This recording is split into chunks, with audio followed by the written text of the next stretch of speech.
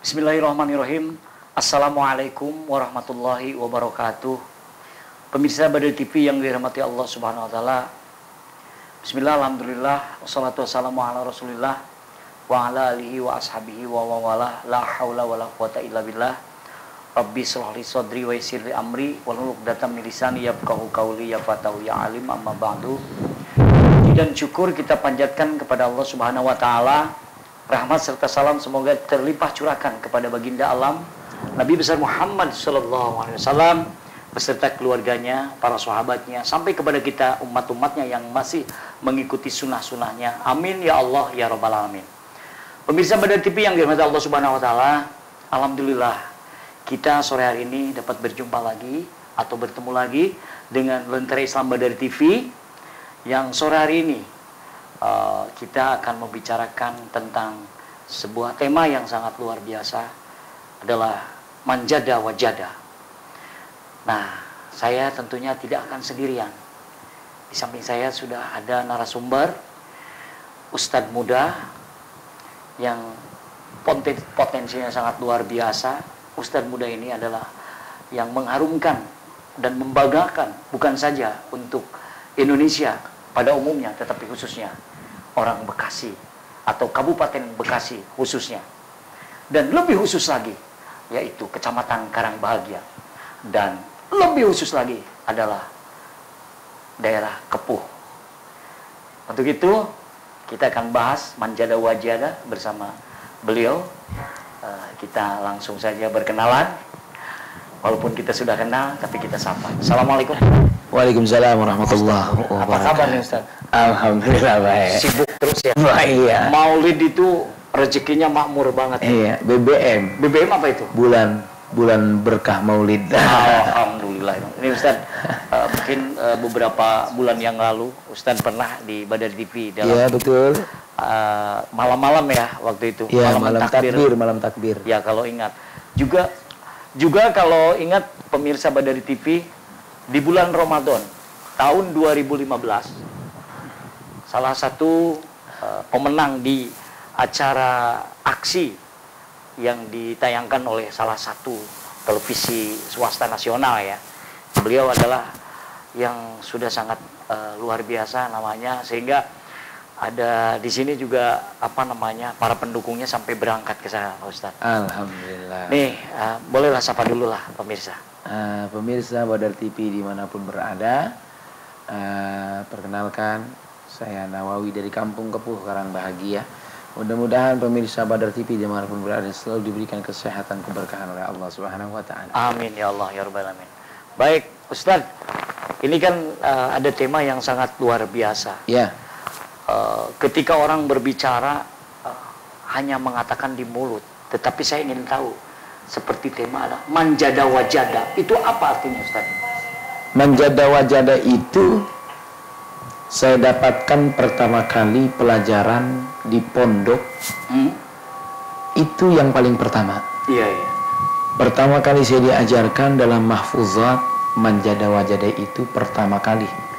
Manjada wajada, yang artinya barang siapa yang bersungguh-sungguh maka dapatlah ia, atau barang siapa yang bersungguh-sungguh pasti bakalan sukses. Berarti itu motivator ya?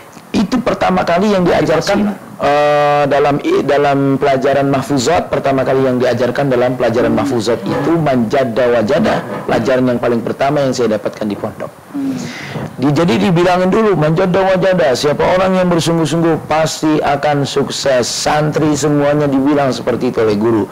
Maka semua alhamdulillah ada keinginan yang kuat untuk menjadi seorang sukses. Nah, ini salah satunya mungkin pada sore hari ini membuktikan seorang Ustadz Nawawi dengan punya prinsip manjada wajada. Ya. Akhirnya selangkah demi langkah akhirnya bisa merasakan. Nah, mungkin implementasi mungkin bisa untuk motivasi buat anak muda khususnya di Kabupaten Bekasi pada umumnya, pada pemirsa Badar TV yang bisa menyaksikan seperti sore hari ini dalam Lentera Islam Badar TV. Silahkan, seperti apa?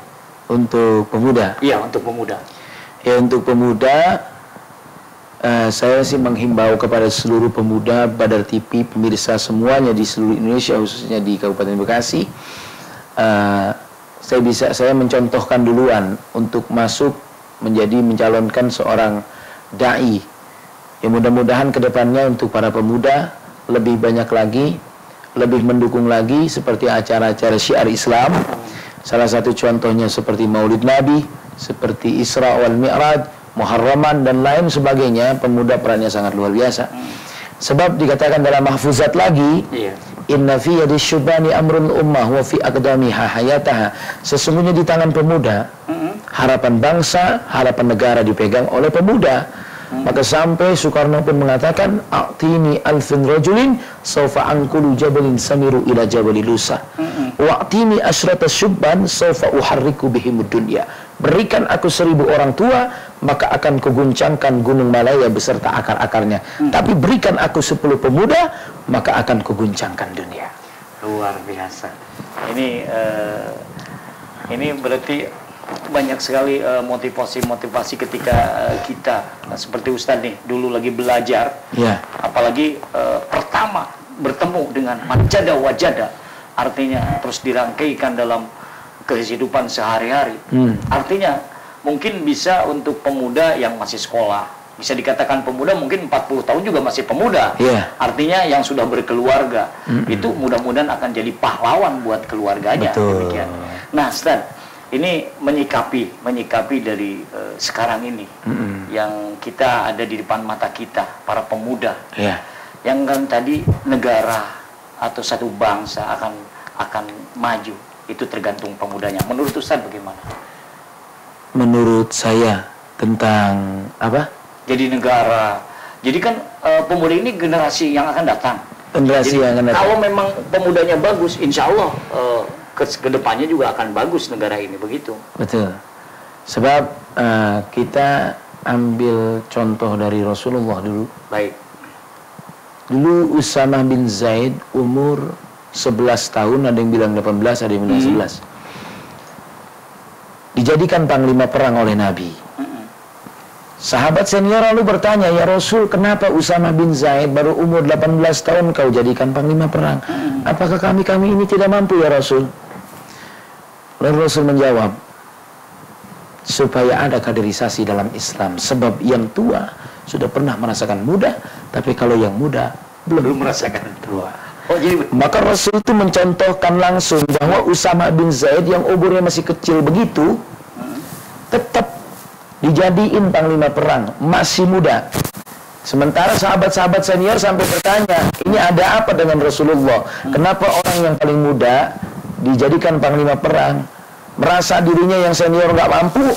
Ya Rasul, apakah kami ini tidak mampu? Tapi Rasul jawab, supaya ada kaderisasi dalam Islam. Itulah Rasulullah. Makanya peran pemuda itu bagus, peran pemuda itu sangat luar biasa sebenarnya.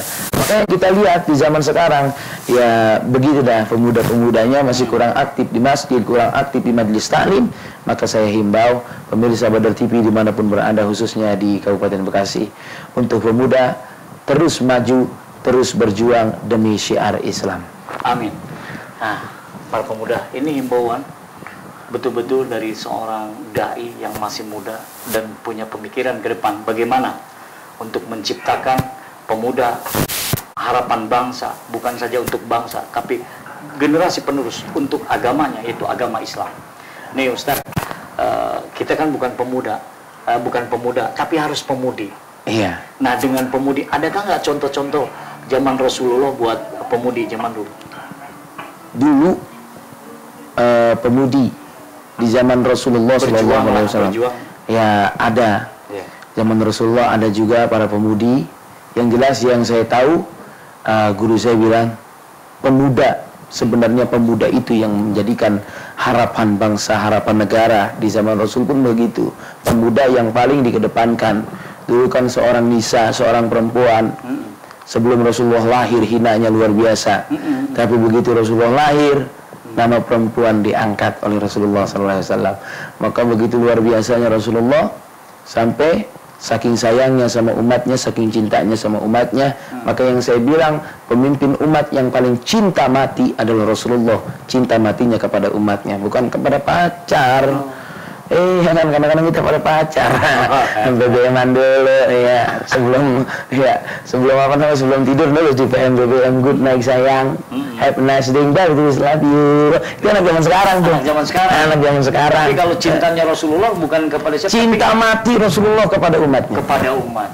Waktu Rasul di Isra dan Mi'rajkan disuruh masuk ke dalam surga sama Allah. Rasulullah balik lagi. Kenapa Rasulullah balik lagi? Rasul bilang kepada Allah, ya Allah, engkau harus berjanji.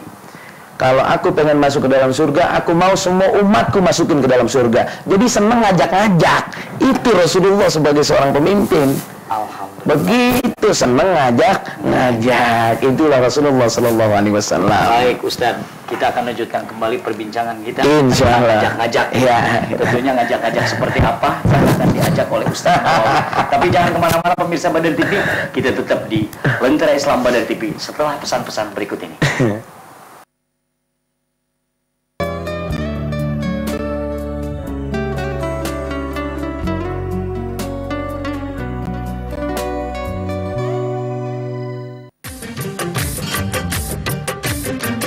Mata Indian tradisional adalah satu-satunya dan pertama di Indonesia.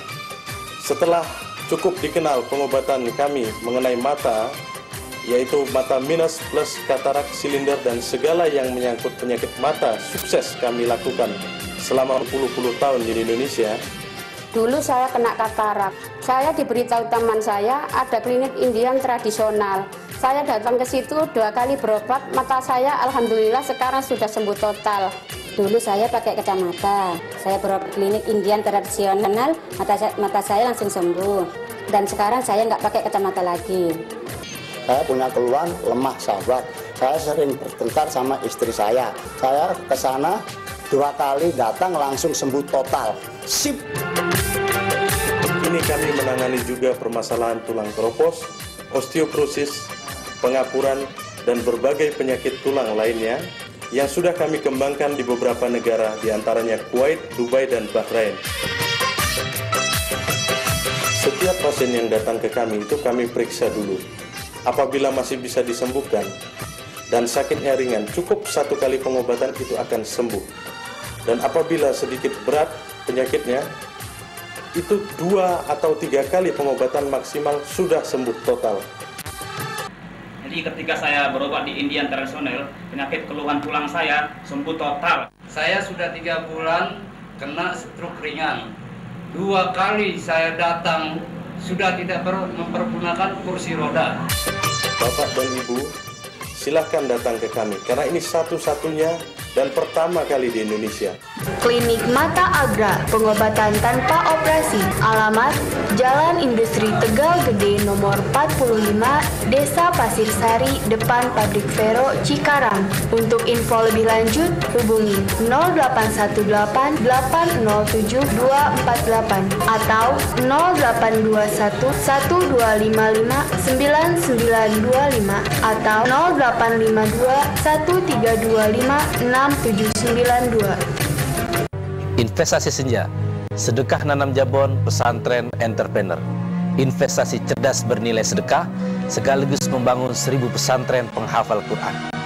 Dengan kita menanam 100 pohon jabon, itu sama dengan membiayai 1 santri. Kalau kita hitung 1 pohon jabon itu menghasilkan kurang lebih 1 kubik kayu, berarti dengan asumsi sesuai dengan yang kita harapkan, maka akan menghasilkan sekitar 100 kubik kayu.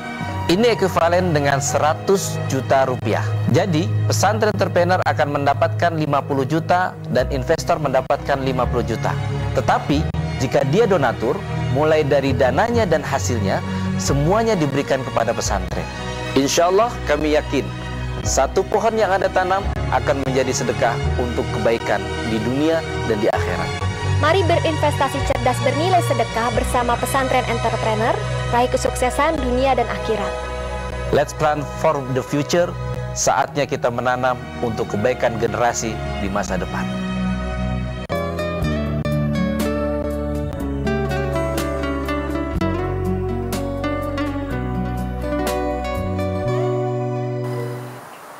Baik, pemirsa Badar TV yang dirahmati Allah Subhanahu wa taala, kembali di Lentera Islam Badar TV. Masih kita kajian tentang manjada wajah bersama saya dan Ustadz Nawawi yang ganteng dan masih muda. Masih muda ya? Masih. Muda banget. Muda banget ya. Belum punya bini belum. Masih mencari ya? Masih mencari masih. Iya. Iya. Kita lanjutkan Ustadz. Iya. Kali ya mau kali pemirsa Badar TV ya jangan. Seneng guyon ini ya. Guyon apa enggak sih? Itu ya guyon dah. Baik Ustaz, tadi di akhir mengatakan Rasul itu senang mengajak-ngajak. Iya. Nah, bagaimana sih Rasul ketika mengajak umatnya seperti apa? Apakah memang diususkan buat pemuda atau buat keseluruh? Wa ma arsalnaka illa rahmatan lil alamin. Jadi Rasulullah diutus ke bumi memberikan rahmat kepada umatnya. Innamal bu'istu li utammima makarimal akhlak. Diutus ke muka bumi ini hanya untuk menyempurnakan akhlak. Rasulullah akhlaknya bagus. Rasulullah akhlaknya luhur.